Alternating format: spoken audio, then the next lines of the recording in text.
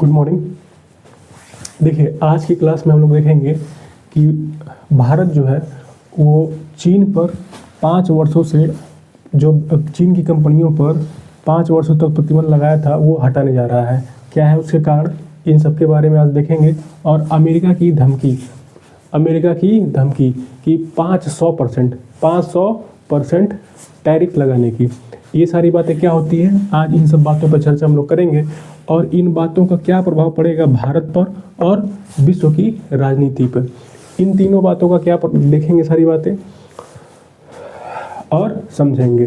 देखिए, इन दोनों बातों में 2-3 देश निकल के आ रहे हैं जिनके बारे में अगर हम लोग बेसिक जानकारी ले लेते हैं तो ये सारी बातें इजीली समझ में आ जाएंगी। इसमें से देश है, पहला नंबर तो चीन है। भारत के बारे में आप लोग जान ही रहे हैं और अमेरिका के बारे में लगभग जान ही रहे हैं, लेकिन फिर भी बेसिक देख लेंगे। ठीक है, तो शुरू करते हैं चीन से।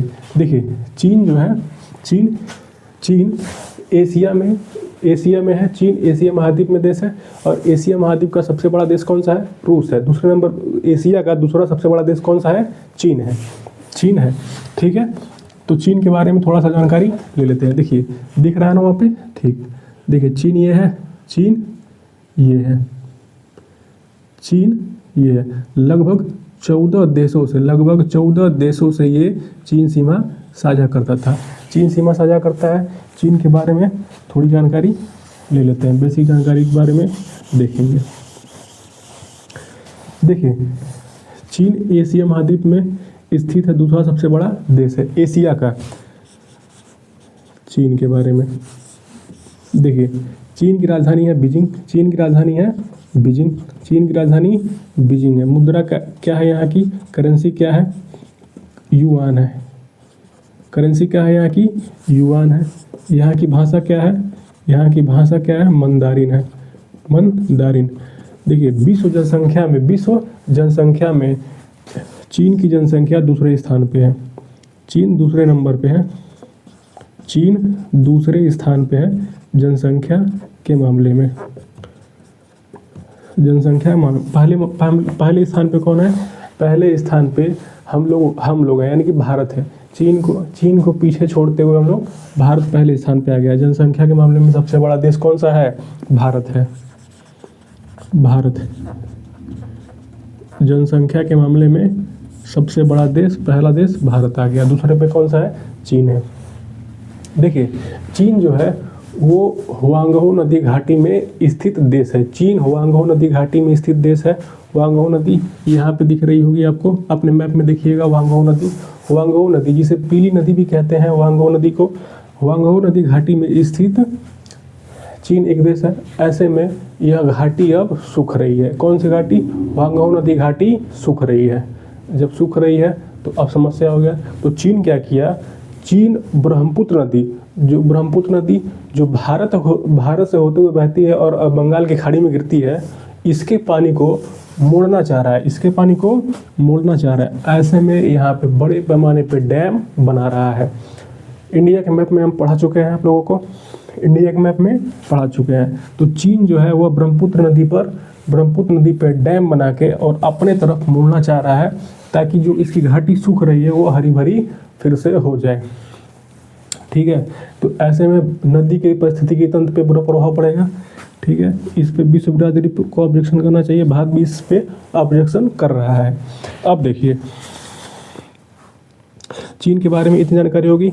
चीन देखिए 2019 में चीन से ही कोरोना वायरस की शुरुआत हुई थी। चीन के वुहान शहर से कोविड वायरस की शुरुआत कहाँ से हुई थी? चीन से हुई थी। अब देखिए, चीन जो है क्या करता है?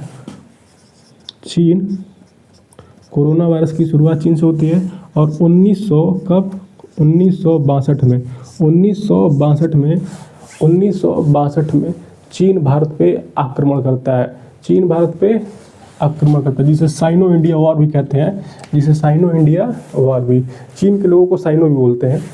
देखिए, चीन 1962 में अमेरिका पर हमला कर देता है। 1962 में चीन हमला कर देता है और अमेरिका का भारत का लद्दाख वाले एरिया में कब्जा कर लेता है, भारत के लद्दाख वाले एरिया में कब्जा कर लेता है, ठीक है, जिसे अक्साई चीन कहते हैं, जिसे अक्साई चीन कहते हैं। और उससे पहले 1962 है, 1959 में तिब्बत पर कब्जा कर चुका होता है, तिब्बत एक बौद्ध धर्म बाहुल देश था और यहाँ के जो प्रमुख होते हैं धर्म के जो यहाँ प्रमुख थे बौद्ध धर्म के, उन्हें दलाई लामा कहते हैं। जब चीन कब्जा कर लिया तो दलाई लामा भाग के भारत में शरण लिए हुए हैं, जो हिमाचल प्रदेश के धर्मशाला में रह रहे हैं, उनका निवास है। किसका? दलाई लामा का। चीन जो है 1959 में तिब्बत पर कब्जा कर लेता है और 1962 में भारत पे आक्रमण करता है और अक्साई चीन वाले पर कब्जा कर लेता है, ठीक है। देखिए हम लोग के मतलब की बातें हैं, भारत से संबंधित बात। देखिए चीन के बारे में थोड़ा, इसकी सैनिक के बारे में एक बेसिक जानकारी लेते हैं।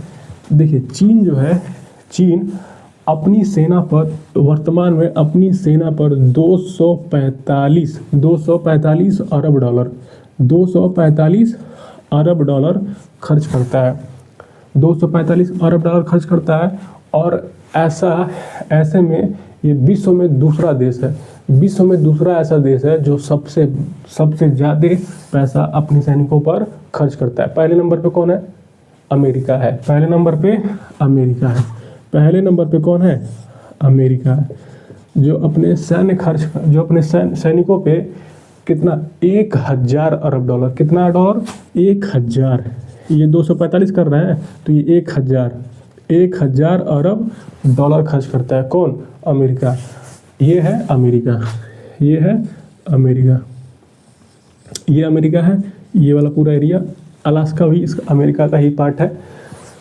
अलास्का को रूस से खरीद लिया था। देखिए ये अमेरिका है, ये अपने सैनिकों पे कितना खर्च करता है? 1000 अरब डॉलर। अब जब ये अमेरिका वेनेजुएला पे हमला कर रहा है और बाकी देशों से दुश्मनी ले रहा है, तो ये कह रहा है कि अब हम 1000 अरब डॉलर से बढ़ा के कितना?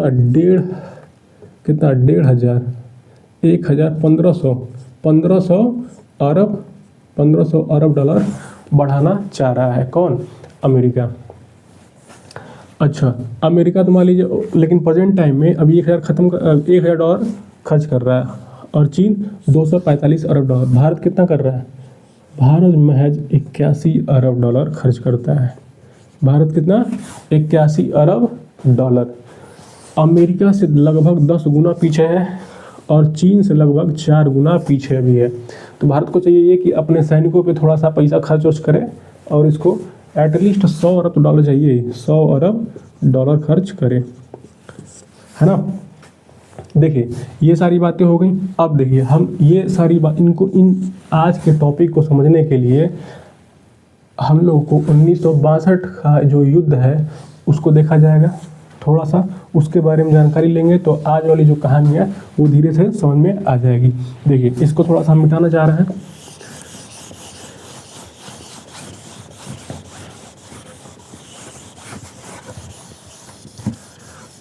उन्नीस सौ बासठ में चीन ने भारत पर हमला बोल दिया और ये कश्मीर है, कश्मीर वर्तमान में ये लद्दाख वाला हिस्सा है, तो लद्दाख वाले पे कब्जा कर लिया था। अपने एटलस में सभी लोग अपने भारत के मैप में देखेंगे तो ये अक्साई चीन है, इस पे कब्जा कर लिया 1962 में। कब? किसने? चीन ने। अब जब कब्जा कर लिया तो जहाँ तक ये कब्जा किया था और भारत वाला हिस्सा, एक लाइन बनेगी। इस लाइन को लाइन ऑफ एक्चुअल कंट्रोल कहेंगे। लाइन ऑफ एक्चुअल कंट्रोल, वास्तविक नियंत्रण रेखा, लाइन ऑफ एक्चुअल कंट्रोल इसको बोलेंगे। अब लाइन ऑफ एक्चुअल कंट्रोल से ही होते हुए भारत के सैनिक ट्राई पॉइंट, यहाँ पे ट्राई पॉइंट है, यहाँ पे ट्राई पॉइंट यानी कि दौलत वेग ओल्टी, यहाँ पे सबसे ऊपर पॉइंट पे देखेंगे लद्दाख के मैप में दौलत वेग ओल्टी लिखेगा। तो हम लोग लाइन ऑफ एक्चुअल कंट्रोल के रास्ते दौलत बेग ओल्डी पे जाते थे और यहाँ से हम लोग तजाकिस्तान और चीन और पाकिस्तान यानी POK वाले पे नज़र रख सकते थे। और लाइन ऑफ एक्चुअल कंट्रोल के पास ही यहाँ पे गलवान घाटी है। घाटी क्या होता है? देखिए, दो पहाड़ों के बीच में बहुत ज़्यादा जब जगह होती है तो उसे वैली यानी कि घाटी बोलते हैं। जब दो पहाड़ों के बीच में पतला रास्ता होता है तो उसे दर्रा बोलते हैं, पास बोलते हैं, ठीक है। तो यहाँ पे गलवान घाटी थी, यानी कि दो पहाड़ों के बीच में जब पूरा इतना जगह पूरा गांव बस जाए तो उसे क्या बोलते हैं? घाटी बोलते हैं, वैली बोलते हैं। तो यहाँ पे क्या थी? गलवान घाटी थी। यहाँ पे क्या थी? गलवान घाटी थी। गलवान घाटी में क्या होता है? अचानक 2020 में जून 2020 में चीन की सेना की यहाँ पे एक्टिविटी बढ़ जाती है और यहाँ पे ये लोग कैंप बनाना शुरू कर देते हैं। क्या बनाते हैं? कैंप, सैनिक कैंप, टेंट और स्थायी कैंप बनाते हैं और साथ ही साथ यहाँ पे इंफ्रास्ट्रक्चर का निर्माण करने लगते हैं कि रोड बनाना शुरू कर देते हैं सब, जिससे भारत नाराज होता है और इनको मना करने पहुँचता है। देखिए, तो मना करने पहुँचेगा तो सेना पहुँचेगा, आम आदमी थोड़ी पहुँचेगा। तो सेना जब गई तो सेना में एक कर्नल थे, कर्नल संतोष बाबू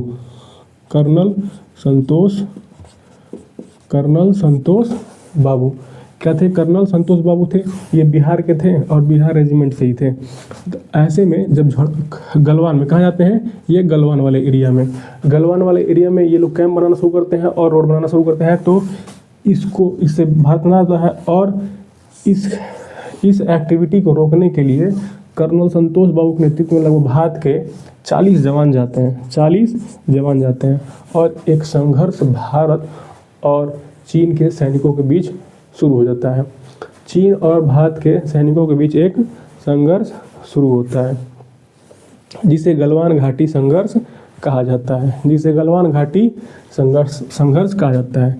इसमें भारत के 20 जवान शहीद हो जाते हैं। इसलिए जब ये लोग जाते हैं बातचीत करने, वो सब युद्ध के मूड में आ रहते हैं सब, तो लकड़ी उकड़ी पे, डंडा पे ये कटीले तार लपेट के अब पत्थर से इन लोग पे हमला कर देते हैं। क्यों भाई? गोली क्यों नहीं चलाते हैं? क्योंकि 1993 में नरसिम्हा राव जो है भारत के प्रधानमंत्री रहते हैं। नरसिम्हा राव चीन का दौरा किए होते हैं और इसमें हम लोग ये समझौता किए होते हैं कि LAC पे शांति स्थापित करेंगे, हम लोग गोलीबारी नहीं करेंगे। तो ये समझौता हुआ रहता है। नरसिम्हा राव उस टाइम प्रधानमंत्री रहते हैं भारत के और नरसिम्हा राव गए होते हैं कहाँ पे? चीन के दौरे पे। और उस टाइम हम लोगों ने क्या किया था? समझौता किया था कि LAC पे शांति स्थापित रहेगी। इस वजह से गोलीबारी तो चला नहीं सकते थे, तो वो सब पहले ही से डंडा पे ये क्या पूरा जो लाठी उठी था उस पर कटीले तार लगा के और यहाँ पे भारत के सैनिकों पे हमला बोलते हैं। हाथापाई होती है। हाथापाई में 20 जवान, भारत के 20 जवान शहीद होते हैं कर्नल संतोष बाबू के साथ ही साथ। और लगभग 40 से अधिक जवान कहाँ के? चीन के मारे जाते हैं। ये चीन बताया नहीं कि कितना हमारे मरे हैं। ये हम लोग रूस से जाने हैं। किससे जाने हैं? रूस जाने हैं कि हाँ चीन के भी लोग मरे हैं। हमारे सर में बता नहीं रहा था, ठीक है। अगर हम लोग गए होते युद्ध करने की स्थिति से तो इसे और ज़्यादा रद्द कर दिए होते मार के। तो हम लोग बात करने के उद्देश्य से गए थे कि हम लोग बातचीत से मामला सुलझा लिया जाएगा, लेकिन इस माने नहीं, सब युद्ध कर लिए। कहाँ पे युद्ध हुआ था? गलवान घाटी में। गलवान घाटी में जब युद्ध हुआ उसके बाद से भारत चीन से नाराज हो गया और तुरंत प्रतिबंध हम लोग लगा दिए कि चीन के जितने भी एप्लीकेशन भारत में चल रहा है तुरंत एकदम ख़त्म करो। टिकटॉक वगैरह जब था उस टाइम पे सब हम लोग बंद कर दिए। उसके बाद से अब भारत चीन से व्यापार नहीं करेगा, इसको भी हम लोग तुरंत बंद कर दिए। लेकिन हालिया घटनाक्रम पिछले वाले वीडियो में हम लोग बनाया है, उसको देखिएगा तो आपको समझ में आएगा और अच्छे से। देखिए, हालिया न्यूज ये हुआ है कि अमेरिका जो है लगा है प्रतिबंध लगाने। अमेरिका प्रतिबंध लगा दिया है। पिछले वीडियो में बनाया है, उसको देखिएगा। देखिए, तो हाल ही में जब अमेरिका ने प्रतिबंध लगा दिया है तो भारत क्या कर रहा है, भारत का वित्त मंत्रालय सोच रहा है कि अब जो हम लोग प्रतिबंध लगाए थे चीन के व्यापारियों को, उसमें अब ढील दिया जाए। उसमें क्या किया जाए, ढील दिया जाए, ढील दिया जाए। अच्छा, ढील दिया जाए, ढील दिया जाए। तो हम लोग ये जानना चाह रहे हैं कि वित्त मंत्रालय अभी क्यों को कह रहा है कि ढील दिया जाए। तो उसका एक बड़ा कारण ये है, पहला कारण ये है कि अमेरिका जो है ना, अमेरिका हाई वाला, अमेरिका की राजधानी वाशिंगटन डीसी है और यहाँ की मुद्रा डॉलर है। अमेरिका क्या कह रहा है कि हम एक विधेयक बनाया है। ये अमेरिका वर्तमान में एक विधेयक मतलब होता है एक्ट मतलब होता है कानून। वो कानून ये बना रहा है कि कानून का नाम दिया है रूस एक्ट 2025। रूस एक्ट 2025। इस एक्ट में ये बोला है कि जो भी देश रूस से यानी कि जो भी देश रूस ये है पूरा ये वाला रूस है, एशिया का, पूरे विश्व का सबसे बड़ा देश है रूस। और रूस जो है एशिया में, रूस का 97% हिस्सा एशिया में है, लेकिन इसकी राजधानी यानी कि इसकी कैपिटल मॉस्को यूरोप में लगता है। इस वजह से रूस को यूरोप में काउंट किया जाता है। इसका नो डाउट कि 97% पार्ट एशिया में है, लेकिन इसकी राजधानी जो है वो क्या है, यूरोप में है। इस वजह से रूस को यूरोप का देश माना जाता है, न कि एशिया का। कैसे, देखिए, अगर आपका सर्च इधर रहेगा उधर नहीं चलेंगे, तो इसी वजह से मॉस्को कहाँ है, इधर है, यूरोप में। इस वजह से इसको यूरोपियन कंट्री काउंट करते हैं। तो अमेरिका ये बोला कि जो भी देश रूस से सस्ते दामों में तेल खरीद रहे हैं उन पे हम 500% टैरिफ लगाएंगे। 500% बहुत ज़्यादा होता है, 500%। अच्छा, अब ये जब टैरिफ लगाएगा तो इस टैरिफ की वजह से किस पे ज़्यादा प्रभाव पड़ेगा। देखिए किस पे पड़ेगा, भारत पे। पहला तो प्रभाव भारत पे पड़ेगा। अब भारत को सब टारगेट किया है, भारत पर, चीन पे और ब्राज़ील पे, 3 देशों पे ज़्यादा प्रभाव पड़ने वाला है। भारत पे, चीन पे और ब्राज़ील पे। किसके माध्यम से, देखिए 500% टैरिफ क्या होता है पिछले वीडियो में बताया है, उसको देखिएगा। अच्छा, अब जब भारत पे ये इतना ज़्यादा टैरिफ लगा दिया है तो भारत इसको काउंटर करने के लिए, इस टैरिफ को काउंटर करने के लिए चीन से हम लोग व्यापार करना चाह रहे हैं। और साथ ही साथ वित्त मंत्रालय के अलावा भारत के अन्य जो सरकारी विभाग हैं वो खुद भी इससे वित्त मंत्रालय से गुहार ये लगा रहे हैं कि हाँ देखिए, हमको अब चीन के साथ व्यापार प्रतिबंध हटा देना चाहिए। ठीक है, चीन के साथ व्यापार, क्योंकि अन्य विभाग ये भी कह रहे हैं कि अमेरिका और पाकिस्तान की नज़दीकियां अब बढ़ रही हैं। क्यों बढ़ रही हैं, देखिए अमेरिका जो है ना वो पाकिस्तान पे कोई टैरिफ ही नहीं लगाया है। देखिए पहले जो है पाकिस्तान किससे व्यापार करता था, पाकिस्तान किसका दोस्त था, चीन का दोस्त था। लेकिन अब उसका ब्रेकअप हो गया है। तो दोस्ती किया है किससे, अमेरिका से।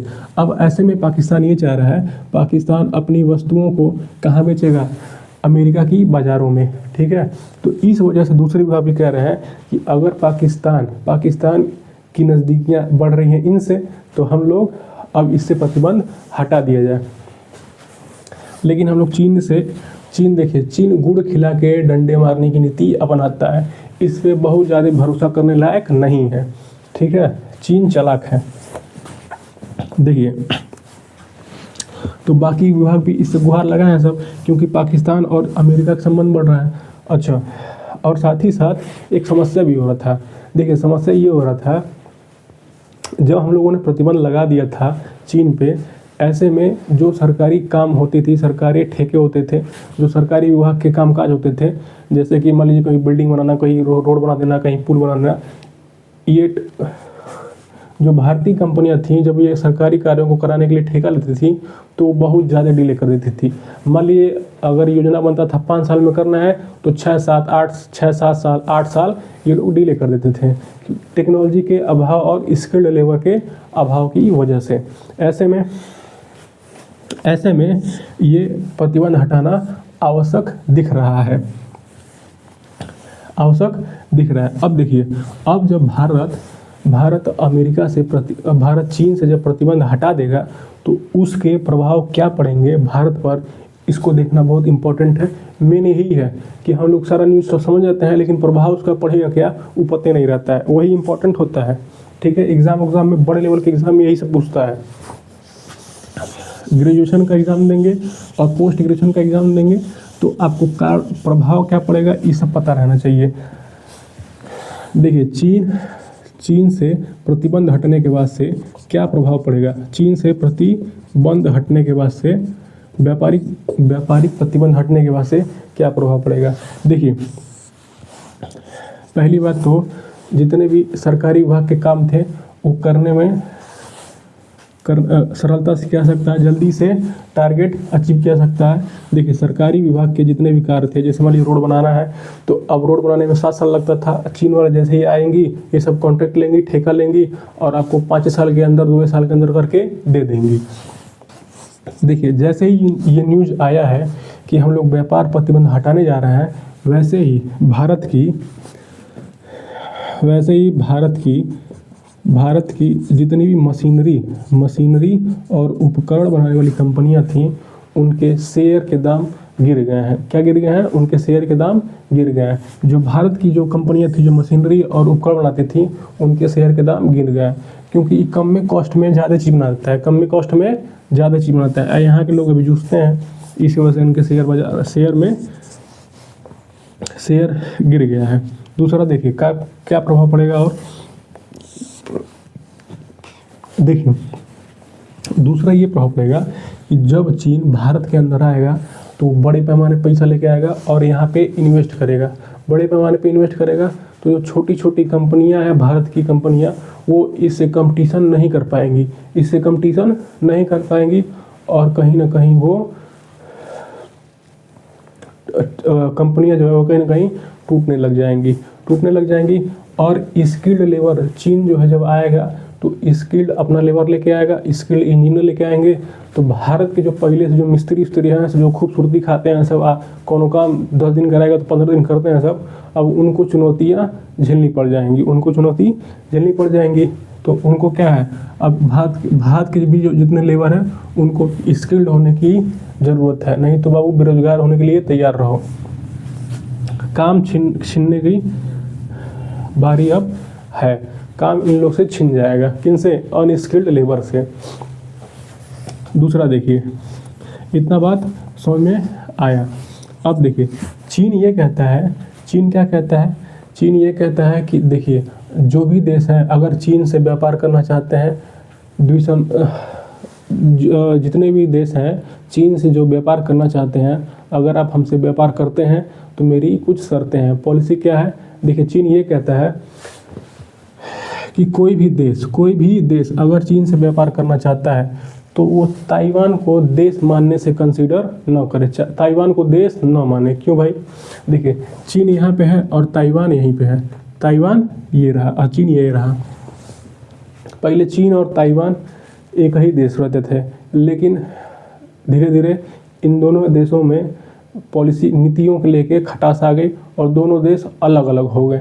लेकिन चीन कहता है तुम अलग नहीं हो, अभी हमारे हिस्सा हो। तो ताइवान कहता है लेकिन हम अलग रहेंगे। तो ऐसे में 2027 तक, पिछले वाले वीडियो में बताए हैं, 2027 तक चीन क्या कह रहा है कि हम ताइवान पर कब्जा करेंगे। और जो बाकी के देश हैं चीन से अगर व्यापार करना चाहते हैं तो ताइवान को एज अ कंट्री कंसीडर ना करें। अब भारत के लिए ये भी चुनौती है कि अगर हम व्यापार करने जाएंगे तो ताइवान को कंसीडर नहीं करेंगे। तो भारत अभी उस पर क्या रुख अपना रहा है और भारत का क्या स्टैंड रहेगा वो आने वाली वीडियो में हम लोग देखा जाएगा। वीडियो लंबा हो रहा है ना, तो इन सब चीज़ों के बारे में हम लोग आने वाली वीडियो में देखेंगे। देखिए, तो ये सारी बातें अभी विश्व में हो रही हैं और इन सब बातों को आपको अच्छे से समझ में तभी आएगा जब आपको वर्ल्ड मैप की नॉलेज ठीक ठाक रहेगी। अगर आपको वर्ल्ड मैप की नॉलेज है, यानी पूरे पृथ्वी का नॉलेज है, लगभग इतना ही देश है सब, इनके बारे में अगर आपको नॉलेज रहेगा तभी आप सही से जीएस समझ पाएंगे। बिना वर्ल्ड मैप पढ़े जीएस पढ़ने जाएंगे तो केवल आप रटेंगे, समझ नहीं पाएंगे। तो वर्ल्ड मैप पढ़िए आप लोग धीरे धीरे, और इसके बाद से वर्ल्ड मैप पढ़ने के बाद से इंडियन मैप पढ़ लीजिए। इंडियन मैप हम बच्चों को पढ़ा चुके हैं, इंडियन मैप बच्चों को पढ़ा चुके हैं। तो उम्मीद है आपको ये सारी बातें समझ में आएंगी, और बाकी की क्लास हम लोग अगले वीडियो में देखेंगे।